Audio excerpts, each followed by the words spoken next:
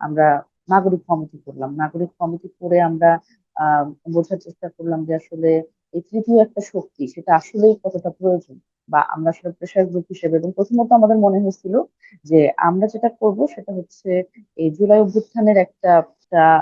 মানে revolutionary force বা pressure group হিসেবে আমরা নাগরিক কমিটিটাকে রেখে দিব, এবং যারা জুলাই নিয়ে কথা বলবে, যারা এই গণ অভ্যুত্থানের শহীদ আহত নিয়ে কথা বলবে,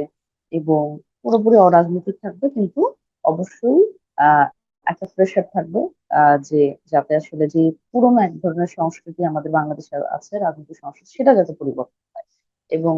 এই অভ্যুত্থানের ভিতর থেকে কিন্তু আমরা আহ মানে ৩রা অগস্ট যেই আমাদের নাহিদ ইসলাম তিনি যে কথা বলেছেন যে ফ্যাসিবাদী ব্যবস্থার বিলোপ, নতুন রাজনৈতিক বন্দোবস্ত, এটা নিয়েই আসলে আমাদের যাত্রা শুরু। আমাদের, আপনি নাগরিক কমিটি বলেন, আহ আমরা এনসিপির ক্ষেত্রেও কিন্তু আমরা সেম মোট